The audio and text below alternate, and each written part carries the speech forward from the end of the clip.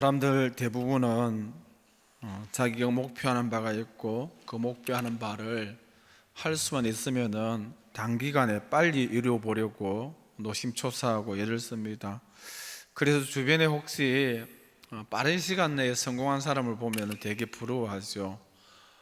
그러나 잠언 20장 21절 말씀 보니까 처음에 속기 잡은 산업은 마침내 복이 되지 아니한다라고 말씀합니다. 단기간에 빨리 잡은 산업, 그것은 진정한 성공일 수 없다라고 말씀하고 있습니다.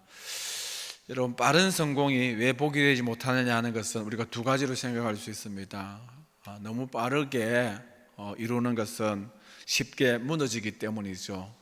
과정이 견실하지 못하여서 언제 무너질지 모른다라는 것이죠. 그리고 어려움을 겪지 않고 너무 빨리 성공하면 교만하기 쉽다라는 것입니다. 자기 과신과 교만에 빠질 수 있습니다. 사람들 앞에서, 하나님 앞에서 교만할 수 있고, 또 그런 교만한 자기 아집으로 다른 사람을 수용하지 못하고 다른 사람과 조화를 이루지 못하는 것, 요즘 말하는 갑질을 하게 되죠. 이것 때문에 너무 서둘러서 빨리 성공하면은 잠언의 말씀처럼 그것이 오히려 복이 아니라 화가 되고 독이 될 수 있다라는 말씀입니다.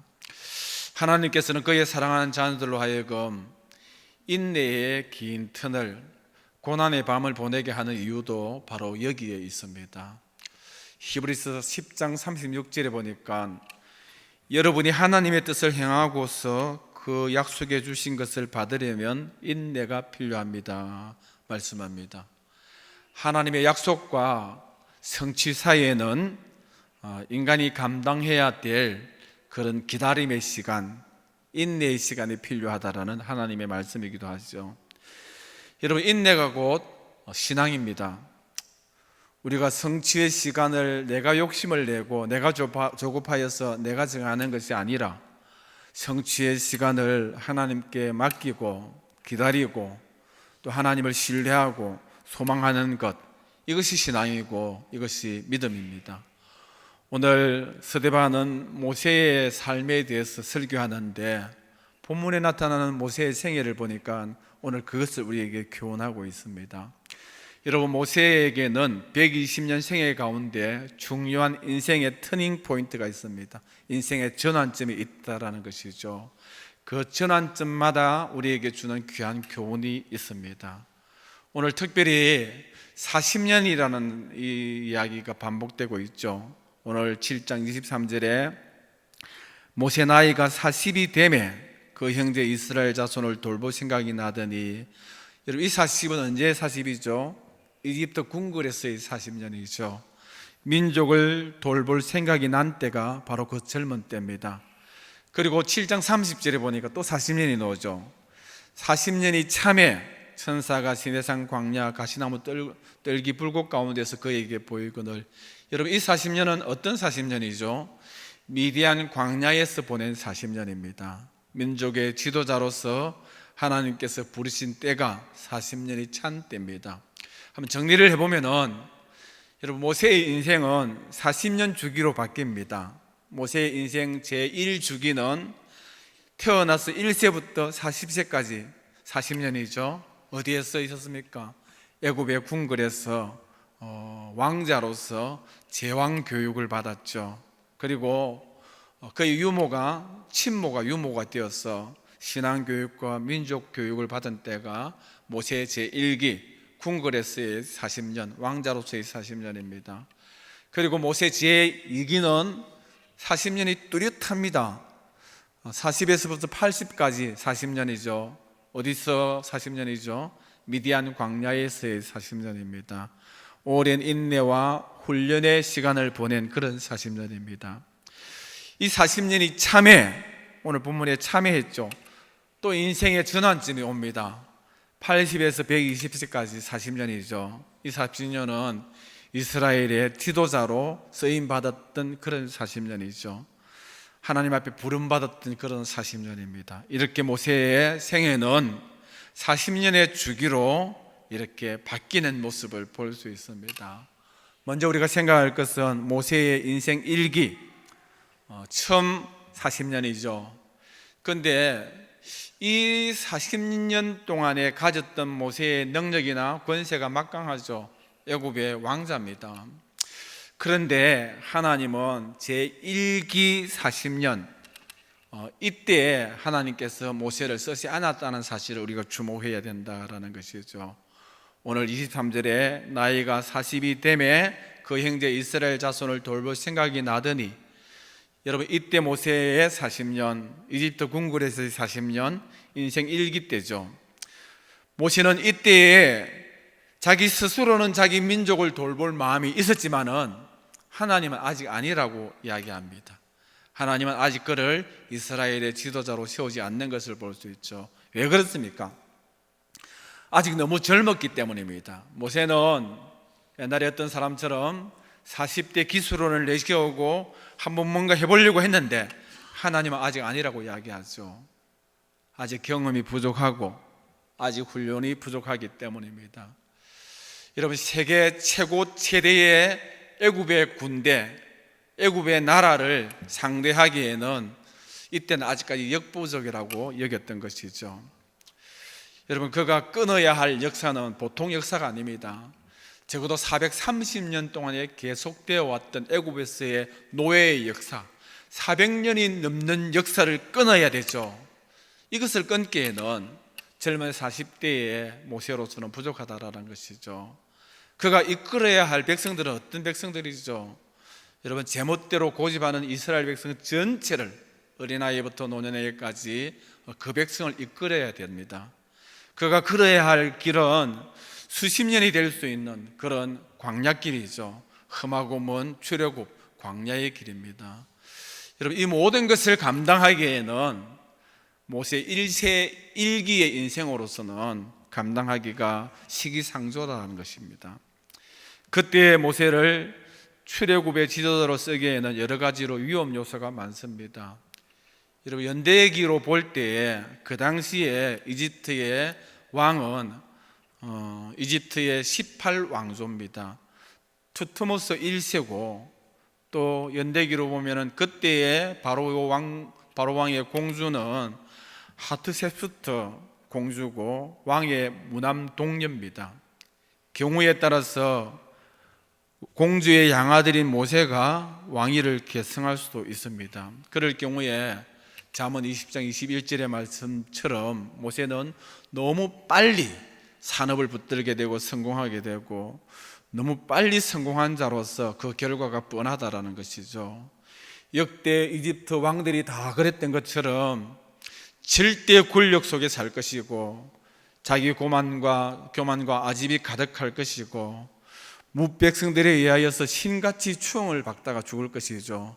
그러다가 거대한 피라미드에 매장될 것이고, 그 미이라는 파리의 루블 박물관이나 런던의 대형 박물관에 고고학 자료로 전시되는 것이 모세 생애의 전부가 될 수 있다라는 것입니다.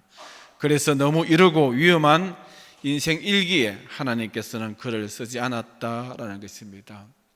그러면 우리가 모세 인생 2기를 한번 보기를 바랍니다. 이 모세 인생 2기, 이 2기는 어떤 2기죠? 인생이죠. 하나님 앞에서 젊음을 극복하고 부족한 경험을 채워서 하나님 앞에 쓰임 받을 수 있도록 훈련받고 연단받았던 것이 제2기의 인생, 미디안 광야에서의 40년입니다. 여러분, 모세가 위대한 인물이 될 수 있었던 이유가 어디에 있습니까? 모세 나이 80에 하나님 앞에 부름받아서 그 이후 40년 동안 출애굽의 위대한 지도자가 되었죠. 출애굽의 지도자가 되지 않았다면은 성경 속에 나타나는 위인도, 그 우리의 신앙의 표상도 모세가 될 수 없었다라는 것입니다. 그런데 중요한 것은 모세를 위대하게 만들었던 모세 인생의 3기가 어느 날 갑자기 생긴 것이 아니라는 것입니다. 40년에 걸친 인생 2기 미디안 광야에서의 연단과 훈련이 있었기 때문에 그 이후에 훌륭한 지도자로서 3기 인생을 살 수 있었다라는 것이죠.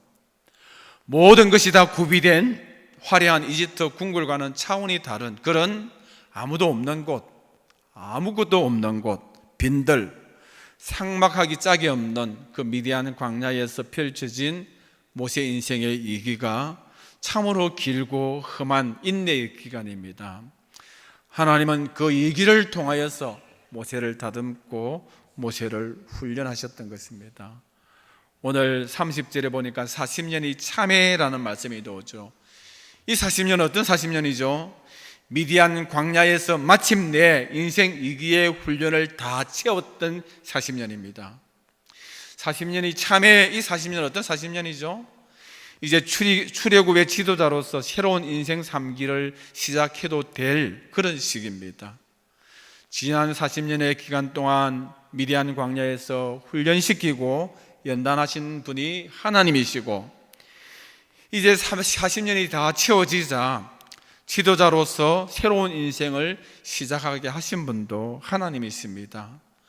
40세의 젊은 나이에 사람을 꺼리낌 없이 쳐 죽일 정도로 자신을 과신하고 성급하고 매사에 거칠었던 위험천만한 일기 인생에 불과하였던 모세인데, 하나님은 그런 하나님의 약속을 진지하게 성취해 나가는 사람이 되게 하기 위하여서 최소한 모세에게는 40년 동안의 광야에서 인내의 세월을 보내야 된다라는 것, 이 필요를 하나님께서 아셨다라는 것이죠. 여러분, 너무 성급하면은 그것이 우리에게 복이 아니고 독이 된다고 했습니다. 여러분, 너무 성급하게 성공하면은 자신도 이웃도 공동체도 피차 힘들 수 있고 피차 실족에 빠질 수 있다라는 것입니다. 그래서 하나님은 좀 더 아름답고 귀하게 쓰기 위하여서 깎으시고 다듬으시고 성숙하도록 훈련하고 연단한다라는 것이죠. 이것이 모세와 저와 여러분에게 하나님께서 고난과 시련을 주시는 중요한 이유이기도 합니다.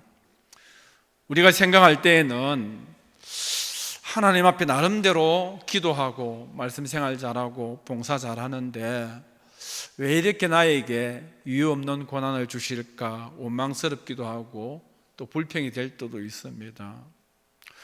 우리 주변을 둘러보아서 어떤 사람은 참 저 사람은 왜 저렇게 고난을 당하는지 이해할 수 없다라고 생각할 수도 있습니다. 그러나 하나님에게는 분명한 이유가 있습니다. 여러분, 모세가 얼마든지 40이 되어서 쓰임 받을 수 있겠지만 그것으로는 부족한 걸 아셨기 때문에 하나님께서 40년을 더 훈련하셨던 것처럼 저와 여러분도 나름대로 하나님이 가지고 있는 인생의 계획표가 우리를 향한 하나님의 뜻이 있다라는 것이죠. 하나님께서 그 뜻을 이루기 위하여서 우리 인생에도 훈련의 기간, 2기의 인생이 그런 주기가 있다라는 것이죠. 그러므로 우리가 고난 가운데 알 수 없는 연단 가운데 있을 때에 여러분 기죽지 마시고 절망하지 마시고 하나님 앞에서 모세처럼 오래 참고 인내하여서 아름답게 그 연단의 훈련의 때를 잘 감당해 나가는 그런 저와 여러분들이 다 되시기를 축원드립니다. 한 가지 더 생각할 것은 모세의 인생 위기에 하나님께서 그를 방치하지 않으시고 하나님께서 그와 함께 하셨다는 사실을 기억해야 됩니다. 여러분, 매 순간이 힘들죠. 애굽에서 비록 공주의 왕자로 사는 그 시간이지만은 거기서도 고독하기도 하고 또 거기서 두렵기도 하고 그 기간도 어렵습니다. 또 제3기 이스라엘의 지도자로서 사명감을 가지고 살아가는 그 기간은 더 힘들죠. 그런데 더욱더 힘든 기간은 광야 미디안에서의 40년입니다. 외로운 시간이고 연단의 시간이고 고독의 시간이고 막막한 시간입니다. 그런데 하나님께서 특별히 함께하는 시간이 우리를 연단하는 시간이고 훈련하는 시간입니다. 하나님께서 애굽 궁궐에서도 함께 하셨고 출애굽의 노정에서도 함께 하셨지만은 더욱 함께 하셨던 때는 미디안 광야에서 하나님께서 알게 모르게 모세를 도우시고 모세를 붙잡아 주셨다라는 것입니다. 여러분, 하나님께서는 가장 힘든 미디안 광야 동안에 모세를 방치하거나 외면하지 않고 그때에도 함께 하셨습니다. 마찬가지로 저와 여러분이 인생이 힘들 때, 내 인생에 왜 이런 어려움이 있을까? 가장 절망의 때, 여러분, 그때를 하나님은 더 많이 사랑하십니다. 그때 더욱더 하나님께서 우리와 함께 하신다라는 것이죠. 이것이 아버지의 마음이고 아버지의 사랑입니다. 우리 딸이 카톡 메시지가 왔어요. 아빠, 여기 이제 추워졌다. 날씨가 추워졌다 말 한마디 한 거예요. 여러분, 뭐 같이 살면은 아빠 추워졌네 이러면은 그래 조심해라, 옷 잘 입어라, 뭐 끝이죠. 그런데 미국에도 추워졌다 하니까 아빠가 없는, 부모가 없는 그런 부모 없는 외로운 곳이죠. 딸이 추워졌다는 말 한마디에 제가 카톡에 논문을 썼습니다. 다나 아침 저녁으로 옷 따뜻하게 입어라, 한빈이도 잘 챙겨라, 따뜻한 물 마셔라, 너무 과로하지 말라, 늦잠 자지 말라, 피곤하면 몸살 난다, 뭐 오만 글을 다 썼습니다. 아버지가, 부모님이 함께 있을 때 또 함께 있겠지만은 떨어져 있을 때, 고난의 때다, 고독의 때다 생각될 때에는 부모의 마음이 더 가는 것이 인지상정이죠. 하나님 왜 안 그렇겠습니까? 하나님은 아파하면서 우리를 훈련하십니다. 우리를 훈련하지만은 그 훈련하는 때, 고난의 때, 외롭고 고독한 광야의 때에는 그 어느 때보다도 하나님께서 우리 가까이 밀착해서 우리의 신음소리까지 다 들으시는 것이 하나님이시죠. 이 사실에 대해서 시편 기자는 고백하고 있습니다. 시편 23편 4절 5절에 내가 사망의 엄침한 골짜기를 다닐지라도 해를 두려워하지 않는 것은 주께서 나와 함께 하시니라. 주의 지팡이와 막대기가 나를 안위하시나이다. 주께서 내 원수의 목전에서 내게 상을 차려주시고 기름물 내 머리에 부으셨으니 내 잔이 넘치나이다. 우리 잘 아는 말씀이죠. 사망의 엄침한 골짜기에 다닐 때에 우리가 해를 두려워하지 않는 것은 그때 더욱더 하나님께서 우리와 함께하기 때문이죠. 지팡이와 막대기로 안위해 주시기 때문이고 하나님께서 위로의 상을 베풀어 주신다라는 것이죠. 모세의 인생 일기는 모세를 새롭게 빚으시는 재창조의 시기입니다. 하나님께서 우리도 더욱 귀하고 복되게 하시려고 새롭게 빚어주시는 그런 재창조의 기간, 연단의 기간, 고난의 기간이 있다는 사실을 꼭 기억하시기 바랍니다. 어느 누구도 예외 없이 하나님께서 귀하게 쓰시는 사람, 쓰려고 하는 사람, 믿음의 사람, 하나님의 친백성, 친자녀는 광야로 내몰아서 고난의 때에 훈련하신다라는 것이죠. 이 사실에 대해서 욥은 뭐라고 고백합니까? 내가 가는 그 길을 그가 아시나니 그가 나를 단련하신 후에는 내가 순금같이 나오리라. 여러분, 단련의 때가 있고 단련의 때가 참해, 40년이 참해, 이제는 하나님 앞에 복을 받고 쓰임 받는 순금 같은 시간이 우리에게 주어진다라는 것입니다. 그러므로 인생 제2기 고난의 환난의 날에 여러분 인내하시고 또 인내하시기 바라고 기다리고 또 기다리시기를 바랍니다. 여러분, 힘들 때에 말씀을 붙들고 또 말씀을 붙들고 약속의 말씀에 소망을 두시기를 바랍니다. 여러분, 오늘 우리가 광야 40년의 모세 같은 연단과 훈련의 기간입니까? 그러면 기도하고 또 기도하시기를 바랍니다. 열심히 기도하고 주님 붙드시기를 바랍니다. 하나님만 믿고 하나님만 신뢰하고 하나님만 소망하시기를 바랍니다. 그러면 우리가 견딜 수 있고 그러면 우리가 마침내 승리할 수 있다라는 것입니다. 여러분, 모세는 이 인생 위기에 중요한 사실을 배웠습니다. 하나님께서 이것을 배우게 하기 위함이죠. 어떤 사실을 배웠을까요? 오늘 본문 29절에 모세가 미디안 땅에서 나그네 되어 거기서 아들 둘을 낳았다. 두 가지 사실을 여러분 주목해 보시기 바랍니다. 여러분, 모세가 미디안 땅에서 첫째는 나그네 되었다. 둘째는 아들 둘을 낳았다. 나그네 때에 아들을 낳았다라는 것이죠. 여러분, 나그네 때에 낳은 아들의 이름을 모시고 그 아들의 의미가 무엇이냐 하는 것이죠. 이 사실에 대해서는 출애굽기 18장에 잘 나와 있습니다. 그 하나의 이름은 게르솜이라. 이는 내가 이방에서 나그네 되었다 함이요. 출애굽기 18장 3절에 아들을 낳았는데 게르솜이고 그 이름을 나그네다라는 이름을 지어주었어요. 그리고 둘째 아들 하나의 이름은 엘리에셀이라. 이는 하나님이 나를 도우사 구원하셨다 함이라. 여러분, 게르솜은 그 뜻이 인생은 나그네다.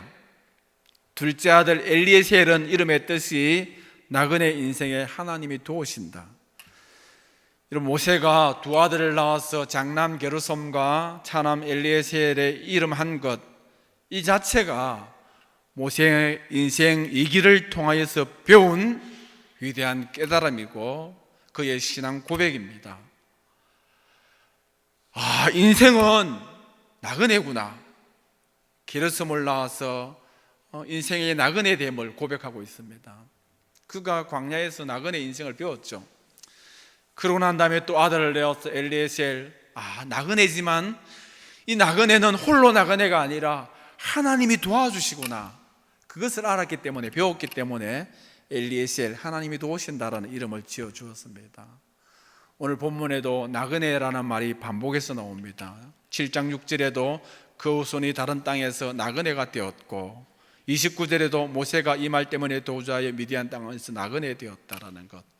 그가 나그네 인생을 살았죠. 여러분, 이스라엘 백성들이 이집트 땅에서 400년 동안에 종살이 한 것, 이것을 나그네다라고 성경 오늘 말씀하고 있습니다. 여러분, 미디안에서 양치기 40년을 나그네라고 이야기하고 있습니다. 그리고 출애굽 40년 출애굽하는 그 노중도 인생 나그네라고 이야기하고 있습니다. 여러분, 우리가 어디에 있든지 나그네 인생이죠. 그래서 모세는 게르솜, 인생은 나그네다라고 이야기하고, 홀로 나그네가 아니라 하나님이 도우신다, 엘리에셀이라는 사실을 깨달았다라는 것이죠. 아무나 이 사실을 깨닫지 못합니다. 모세는 이 사실을 깨닫고, 이 사실을 붙들고, 이 사실을 고백하고, 이 사실 때문에 그가 성숙했다라는 것이죠. 제가 인생의 나그네와 나그네됨에 하나님의 도우심을 사람들이 알고 깨닫는가 하는 것을 생각해 보았습니다. 그래서 나그네라는 단어가 들어가 있는 노래들을 제가 찾아보았어요. 딱 첫 번째 나오는 노래가 하수생입니다. 하수생. 인생은 나그네 길. 제가 가사를 한번 쫙 보았거든요. 인생은 나그네 길, 어디서 왔다가 어디로 가는가. 대단하죠. 모세가 게르솜하고 깨달았던 것처럼 이 노래에서도 인생은 나그네라는 것을 알았다라는 것이죠. 그래서 계속 그 다음 가사를 제가 한번 보았습니다. 구름에 흘러가듯 떠돌아가는 길에 정일랑 두지 말자, 미련이랑 두지 말라. 인생은 나그네 길, 어디서 왔다가 어디로 가는가. 여러분, 게르솜 나그네는 아는데 여기 엘리에셀이 없습니다. 나그네의 길에 하나님이 도우시는구나 하는 환희와 위로가 이 노래에는 없다라는 것이죠. 그냥 막걸리 한 잔 마시고, 야, 인생은 나그네구나, 허망하구나, 허탈하구나 부르는 노래에 불과하다라는 것이죠. 혹시나 이스라엘에서는 그런 깨달음이 있는가 또 보았어요. 인생은 벌구숭이, 빈손으로 왔다가 빈손으로 가는구나.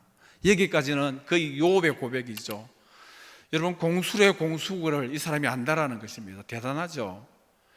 그 다음에 공술의 공수고 적신으로 왔다가 적신으로 가는 인생인데 여기에 하나님을 발견했느냐는 것이죠. 강물이 흘러가듯 여울져 가는 길에 정이랑 두지 말자, 미련이랑 두지 말자. 인생은 불규숭이 강물이 흘러가듯이 소리 없이 흘러서 간다. 여러분, 여기에도 하나님이 보이지 않고 엘리에셀이 보이지 않죠. 모든 인생들은 나그네고 허망하고 외롭고 고독합니다. 여러분, 인생이 나그네라는 것은 눈치채지만은 이 나그네 인생에 하나님을 붙들지 못하니까 인생이 공고하고 궁극적으로 어려움과 멸망을 자초할 수밖에 없다는 것이 인생입니다. 혹시나 나그네를 아는 사람이 엘리에셀을 알았을까? 또 다른 노래를 한번 찾아봤어요. 나그네를. 오늘도 걷는다마는 정처 없는 이 발길, 지나온 자옥마다 눈물이 고였다. 선창가 고동소리 옛님이 그리워도 나그네 흐를 길은 한이 없으라. 여기에도 나그네는 알았지만은 엘리에셀 하나님을 찾지 못하는 것을 볼 수 있습니다. 그러나 모세는 달랐죠. 아들을 게르솜, 인생은 나그네다. 그러나 둘째 아들은 엘리에셀, 나그네 인생에 하나님께서 반드시 함께한다. 이 사실을 알았기 때문에 모세가 광야 40년을 견딜 수 있었고, 인내할 수 있었고, 준비할 수 있었고, 훈련될 수 있었고, 새롭게 빚어질 수 있었고, 제3기 인생을 맞이할 수 있게 되었고, 주님 앞에 귀하게 쓰임받을 수 있었다라는 것이죠. 여러분, 오늘 우리에게 그 어떤 인생의 변화의 조짐이 보이지 않아도, 어제와 오늘 하루하루가 지루하고 답답하여도, 어디 한올 소망이 보이지 않는 힘든 일상이라 할지라도 이 시간이 하나님께서 특별히 계획하고 마련하신 내 인생의 제2기 훈련과 연단과 준비의 시즌인 줄 알았어 더욱 하나님을 소망하시기 바랍니다. 오래 참으시기 바랍니다. 하나님은 반드시 게르솜 나그네 인생의 엘리에셀 도우시는 하나님으로 찾아오시는 하나님, 이것이 하나님이시고 하나님의 속성이고 성경의 교훈이고 영적인 법칙입니다. 여러분, 우리가 고난당할 때 하나님 절대 외면하지 아니하시고 엘리에셀 하나님으로 찾아오신다라는 사실을 꼭 기억하시기를 바랍니다. 하나님은 여전히 내 인생에 역사하시는 하나님이십니다. 여러분, 나히덕이라는 시인이 있었는데, 이 나히덕이라는 시인이 아주 감동적인 시를 썼습니다. 제목은 빨래는 얼면서도 마르고 있다. 빨래는 얼면서도 마르고 있다. 한 부분을 제가 소개해 드릴까요? 이를테면 고드름 달고 빳빳하게 벌 쓰고 있는 겨울 빨래라든가, 달물이 진 밤하늘의 희미한 별들, 그것이 어느 세월에 마를 것이냐, 또 언제